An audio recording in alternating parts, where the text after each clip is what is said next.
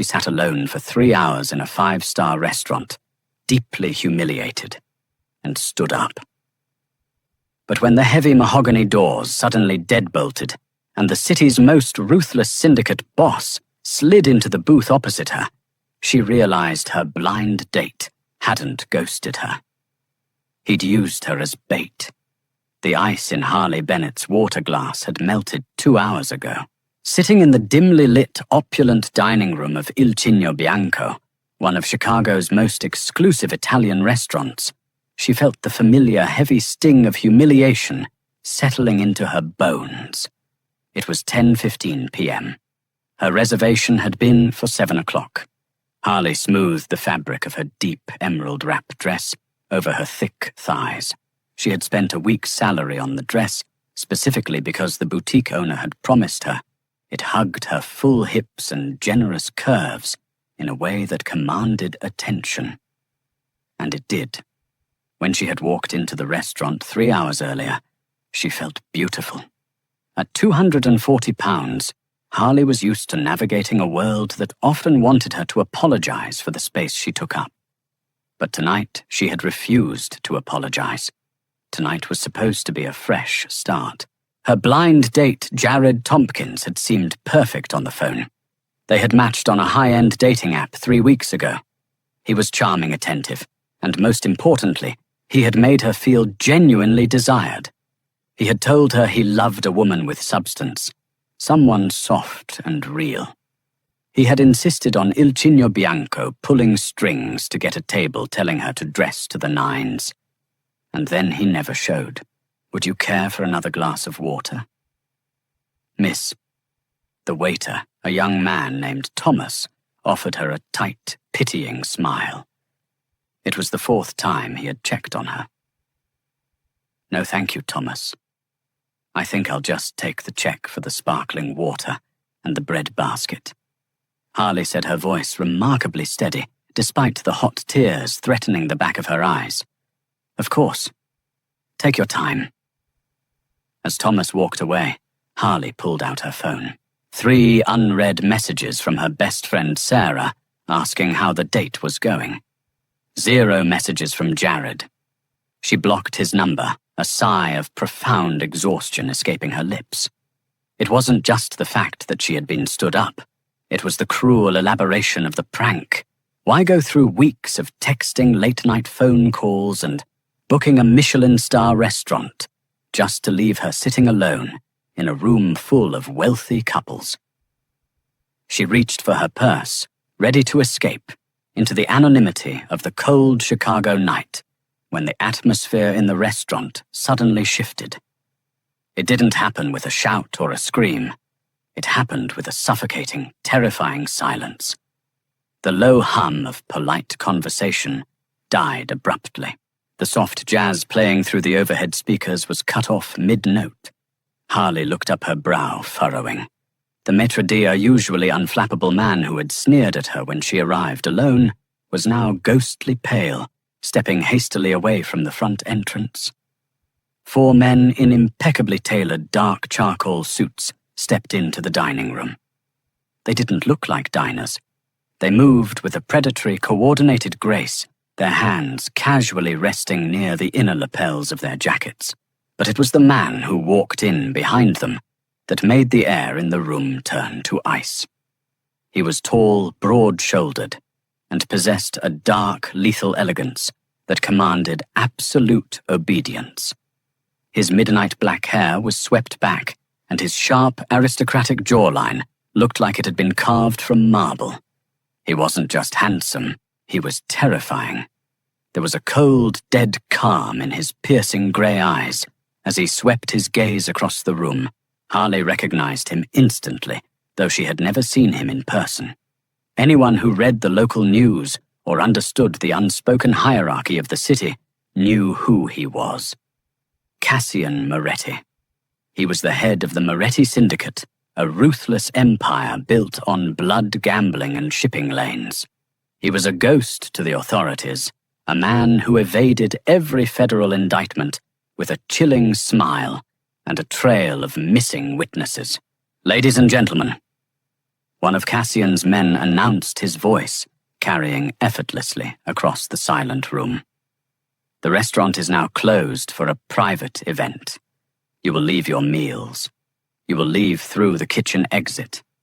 You will not look back. Panic erupted, but it was a muffled, terrified panic.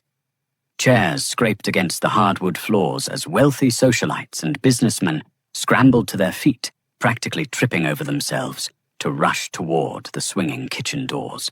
Nobody asked for their check. Nobody complained about their unfinished lobster ravioli.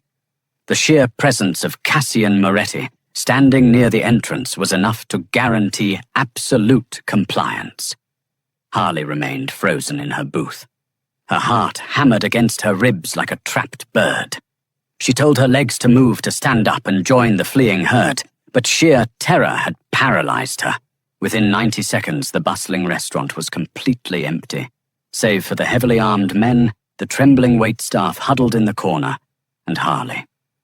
Cassian raised a hand, a subtle, sharp flick of his wrist. The heavy oak front doors swung shut. A heavy metal deadbolt slid into place with a loud final clack. Cassian finally moved. His polished leather shoes made no sound on the floor as he bypassed the empty tables, walking straight toward the back corner, straight toward Harley. She gripped the edge of the table, her knuckles turning white. She tried to make herself small, wishing her vibrant green dress didn't stand out so loudly against the muted tones of the restaurant. Cassian stopped at her table. Up close, the sheer physical dominance of the man was overwhelming. He smelled of expensive bergamot dark espresso and something sharp and metallic that Harley instinctively recognized as danger. He looked down at her, his grey eyes calculating, taking in her terrified face, her trembling hands, and the empty chair across from her. Without asking for permission, the city's most dangerous man slid into the leather booth, sitting in the exact spot Jared was supposed to occupy. "You must be the accountant," Cassian said, his voice a low, gravelly baritone that sent a shiver down Harley's spine. Harley blinked, her panic momentarily short-circuiting. "Well, what? The accountant?"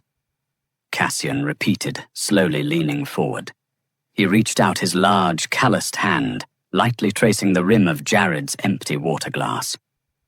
"Though I admit you don't look like a woman who spends her life hiding numbers for thieves. Tell me, where is Jared Tompkins?"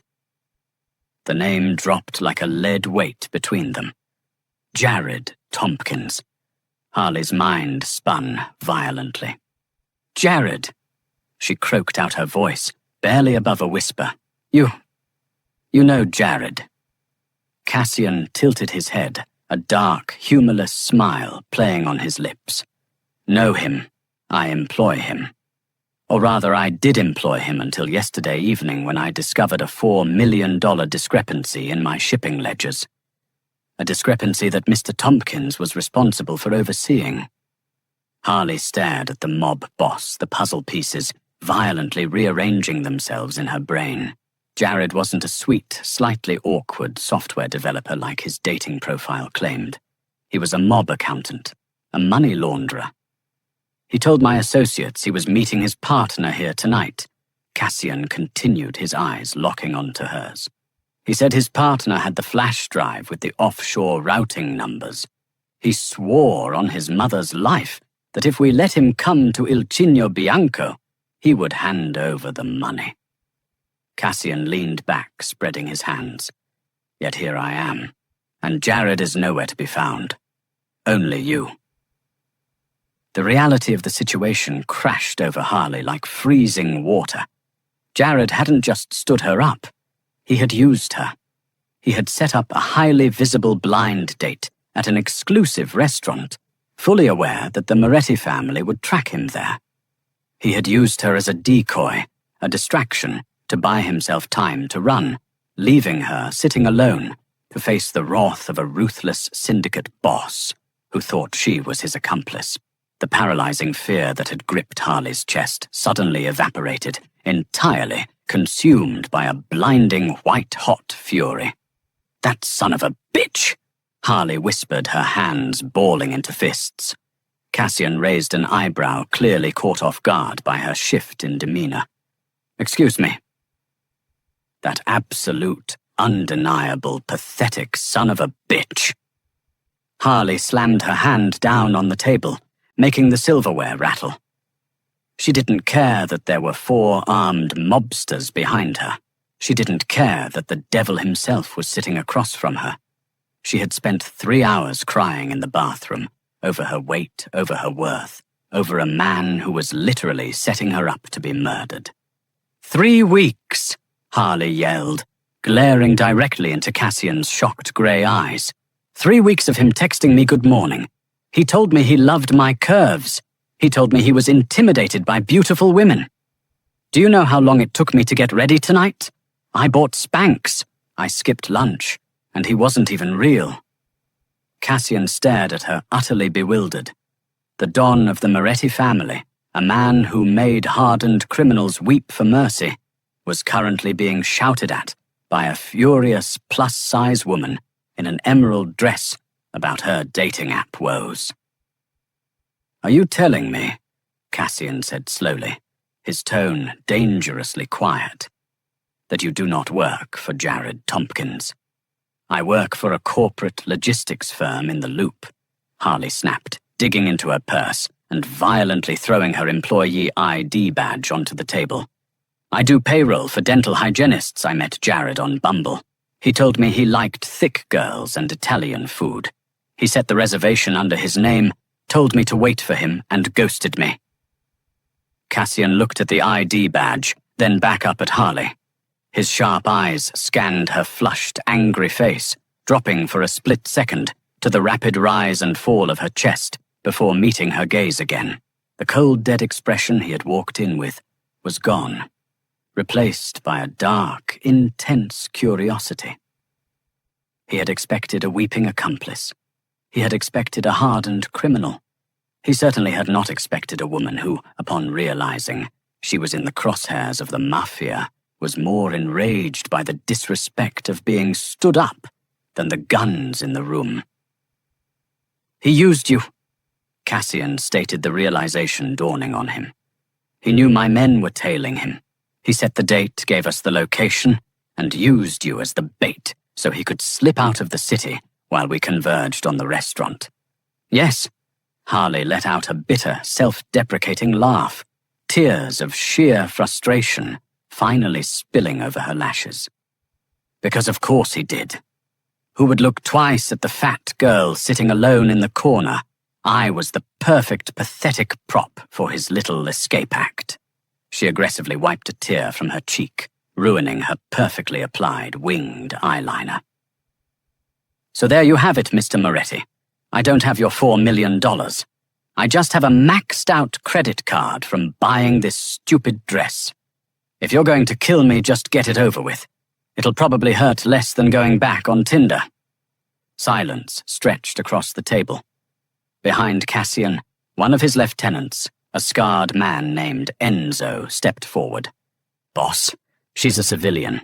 A dead end. We should scrub the cameras and get back to hunting Tompkins. Cassian didn't look at his lieutenant. He didn't take his eyes off Harley. He watched the way she carried her defiance. Most people shrank under his gaze. They groveled. They begged. But Harley Bennett, broken-hearted and utterly betrayed, was staring him down with a fire that made his pulse thud heavily in his veins. He looked at the soft, generous curve of her jaw, the fiery flush on her cheeks, and the way her dress clung to her full, unapologetic figure. She thought she was invisible. She thought she was a prop. Cassian had never seen a woman take up a room quite like she did. Enzo, Cassian said softly, his eyes still locked on Harley. Take the men and lock down the airports. Tompkins has a 3-hour head start. Yes, boss. What about the girl? Harley held her breath, her anger finally giving way to the reality of her terrifying predicament. She closed her eyes, waiting for the order that would end her life. Instead, she heard the heavy scrape of leather against the floor. Harley opened her eyes. Cassian was standing up. He reached down, his large fingers gently but firmly wrapping around her wrist. His touch was burning hot against her cold skin. "The girl comes with me," Cassian said, his voice echoing with absolute authority. Harley panicked, trying to yank her hand away, but his grip was like iron. "What? No, you just said yourself. I have nothing to do with this. I told you everything I know. Let me go home." "You cannot go home, Gatina," Cassian said, his tone entirely unreasonable, yet dangerously smooth. "Jared Tompkins stole from me. He embarrassed my family. And he tied you to this mess the second he made you his alibi. If my rivals find out he used you, they will assume you know where the money is. You are a target." "I can call the police," Harley protested, her voice rising in pitch as he pulled her out of the booth. She stumbled against him, her soft curves colliding with the hard, muscular wall of his chest. Cassian looked down at her, his lips brushing dangerously close to her ear. "The police work for me," he whispered. "You have two choices, Harley. You walk out that door alone and hope the men Jared owes money to don't find you before morning. Or you come with me, and I guarantee you will never be afraid or overlooked again." Harley stared up at him, her chest heaving. "Why are you doing this?" she breathed. "I'm nobody. I'm just collateral damage." Cassian's hand moved from her wrist, his thumb gently tracing the line of her jaw, wiping away a stray tear. His eyes darkened with a sudden, possessive hunger that made Harley's breath hitch. "You were his bait," Cassian murmured, his gaze dropping to her lips. "But you're my prize." He snapped his fingers, and the heavy deadbolts on the front doors were thrown open by his men. "You're mine now," Cassian declared, leaving no room for argument as he guided her out into the dark.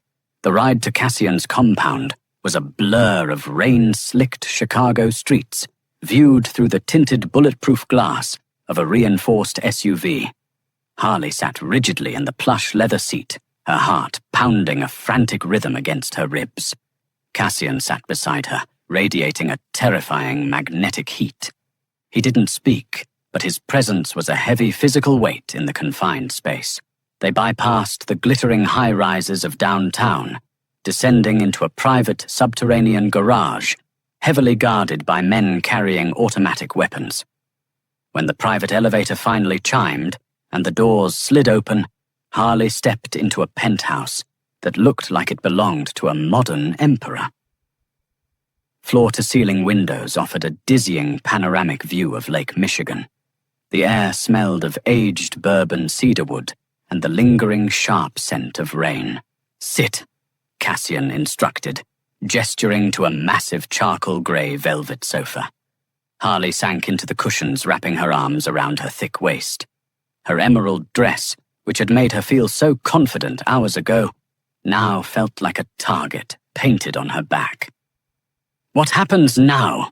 she asked, her voice trembling slightly. "You said I was a target. How long do I have to stay here?" Cassian walked to a crystal decanter, pouring 2 glasses of amber liquid. "Until Jared Tompkins is dead, and until I have my $4 million back." He walked over, handing her a glass. His knuckles briefly brushed against hers, sending a jolt of electricity up her arm. "Drink. It will settle your nerves." Harley took a sip. The bourbon burned its way down her throat, settling as a warm knot in her stomach.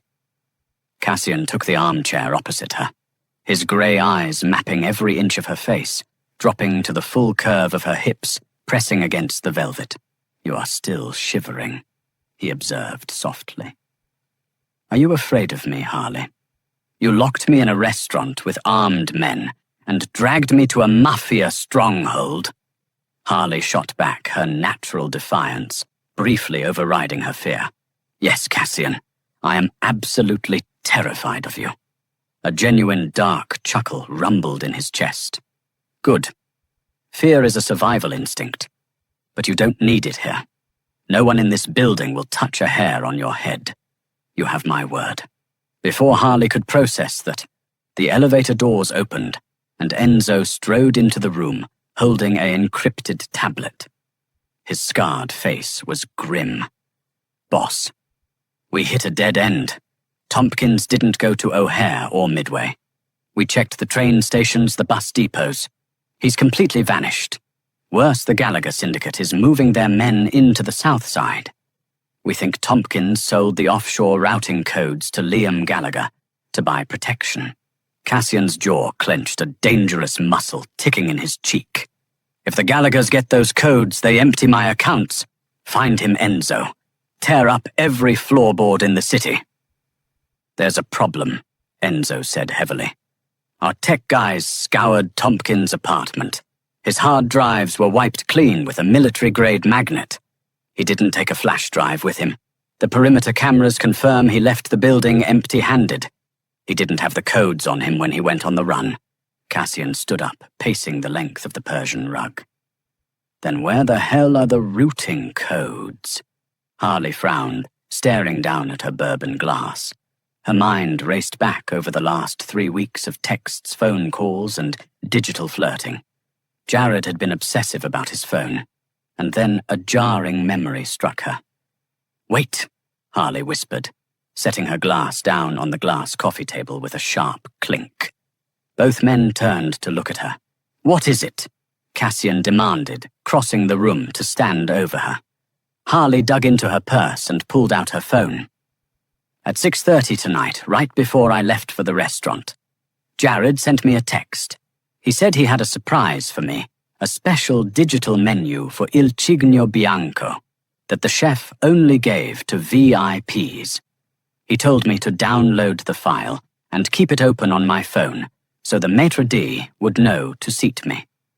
She unlocked her screen, her hands shaking, as she opened her messages. She found the text tapping the attachment. It was a massive file labeled Il Cigno _menu _encrypted.dat. "I tried to open it in the cab, but it just crashed my phone," Harley explained, looking up at Cassian. "I thought it was just a glitch. But he was so insistent. He texted me 3 times asking if it was downloaded." Enzo swore violently in Italian.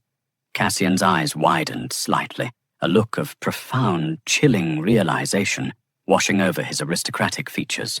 He didn't take the phone from her hands. Instead, he leaned down, bracing his hands on the armrests of her sofa, caging her in. His face was inches from hers. "He didn't just use you as bait, Harley." Cassian murmured, his voice thick with a lethal combination of rage and awe. "He used you as a mule. He knew my men were watching his digital footprint. He couldn't email the codes to the Gallaghers, and he couldn't carry a physical drive without risking a search, so he embedded the entire financial ledger of my syndicate into a fake file and stored it on the phone of a woman he met on Bumble." Harley felt sick. The sheer, calculated cruelty of it was staggering. Jared had weaponized her trust. Cassian turned to his lieutenant. "Enzo, get the extraction team up here, now." As Enzo rushed to the elevator, Cassian looked back at Harley. The coldness in his eyes had entirely vanished, replaced by a scorching, possessive fire. He reached out his thumb, gently tracing her lower lip. "You brought the thief's treasure right through my front door," Cassian whispered, his voice dark and heavy with promise. "You are magnificent." It took Cassian's technicians less than 20 minutes to decrypt the file on Harley's phone. It was all there, the routing numbers, the Shell Corporation registries, and the $4 million safely secured behind a firewall. Cassian had his empire back. But Harley wasn't finished. At 2 a.m., her phone buzzed against the glass coffee table. The caller ID was restricted, but she knew who it was. She looked at Cassian, who gave her a slow, deliberate nod. Harley answered, putting the phone on speaker. "Harley." Jared's voice crackled through the speaker. He sounded out of breath, panicked and desperate. Harley, thank God. Are you okay? Where are you? Harley dug her fingernails into her palms, channeling every ounce of humiliation she had felt sitting alone in that restaurant. I'm at home, Jared. The police came to the restaurant. They evacuated everyone. What the hell is going on? You stood me up. I am so sorry, baby. Jared lied smoothly, though the strain in his voice was obvious. There was an emergency at work. Very bad people are after me, Harley. I need your help. Remember that menu file I sent you? Yes, Harley said, her voice icy. I need you to bring your phone to me. Right now. If I don't get that file, these people are going to kill me. Why didn't you just keep it on your own phone? Harley asked, feigning confusion. Jared's mask of charm slipped his tone, snapping into something ugly and condescending. Because I couldn't, okay, just listen to me. I'm at the old shipping yards on Lower Wacker Drive, Pier 44. Get in a cab right now. Don't call the cops. Just bring the phone. I don't know, Jared, Harley said, letting her voice waver. It's late. I'm scared. Harley, listen to me. Jared snarled, his true nature bleeding through the receiver. Stop being a pathetic whiny bitch and do what I tell you. You think a guy like me actually wanted to take a fat cow like you to a Michelin star restaurant? You were a walking flash drive. Now bring it to me, or I swear to God I will find you and make you regret it. Silence hung heavy in the penthouse. Harley didn't cry. The pain was entirely eclipsed by rage. Before she could speak, Cassian reached down and ended the call. His face was a mask of absolute terrifying calm. The air in the room dropped 10 degrees. He didn't shout. He didn't break anything. But the look in his grey eyes promised a violence so profound it made Harley's breath hitch. Enzo, Cassian said quietly. Load the weapons. An hour later, the black SUV rolled to a silent halt near the damp concrete expanse of Pier 44. The air tasted of salt diesel and rotting timber. Fog rolled off the Chicago River, obscuring the towering cargo containers. Harley stepped out of the vehicle. She was still wearing the emerald wrap dress, but Cassian had draped his heavy cashmere overcoat over her shoulders to keep out the biting cold. It smelled of him, making her feel untouchable. Walk toward the pier, Cassian murmured, pressing a warm hand against the small of her back. I will be right behind you. I will not let him touch you. Harley nodded, her heels clicking softly against the wet pavement. She walked into the fog, her heart steady. She wasn't the victim anymore. Harley. Jared stepped out from behind a rusted shipping container. He looked terrible. His expensive suit was wrinkled, his hair was a mess, and he held a cheap black pistol with trembling hands. Give me the phone. Now. Harley stopped 10 feet away. She didn't reach into her purse. She just stared at him, taking in the pathetic, shivering man who had made her feel so small just hours ago. You're a coward, Jared. Shut up. Jared aimed the gun at her chest. Throw the phone on the ground, you stupid cow. The Gallaghers are going to be here in 5 minutes. The Gallaghers aren't coming. A dark, resonant voice echoed through the damp air. Jared froze, the blood completely draining from his face. From the thick fog behind Harley, Cassian Moretti stepped into the dim glow of the halogen streetlights. He looked like the Grim Reaper in a tailored suit. Behind him, Enzo and a dozen heavily armed men fanned out their weapons trained directly on Jared. Jared dropped his gun instantly, his knees buckling. He hit the wet concrete, sobbing. Mr. Moretti. Boss, please. I can explain. It was the Gallaghers, they forced me. Cassian didn't look at Jared. He walked up beside Harley, placing his large hand protectively, possessively on the curve of her waist. He pulled her flush against his side, letting Jared see exactly where the power lay. You disrespected my family, Tompkins, Cassian said, his voice carrying over the sound of the crashing water. You stole from my syndicate, but worst of all, you insulted my woman. Jared stared in absolute horror at Cassian's hand resting on Harley's hip. Your woman. Harley, Cassian said softly, looking down at her completely, ignoring the weeping man on the ground. Does he live or does he die? Harley looked at Jared. The man who had mocked her body, used her trust and threatened her life. She felt the heavy, comforting weight of Cassian's arm around her. She wasn't just a prop anymore. She was the one holding the gavel. Take out the trash, Harley said coldly. Cassian smiled, a predatory, beautiful thing. He kissed the top of her head. Enzo, put him in the river. As Jared's screams faded into the night, dragged away into the darkness by Cassian's men, silence returned to the pier. Cassian turned Harley fully toward him, his hands sliding up to cup her face. The cold wind whipped her hair, but she felt entirely warm. He was wrong, you know, Cassian whispered, his thumbs stroking her cheekbones. His eyes dropped to her lips, burning with a fierce, undeniable hunger. You are not a prop. You are a queen. My queen. And I am going to spend the rest of my life proving it to you.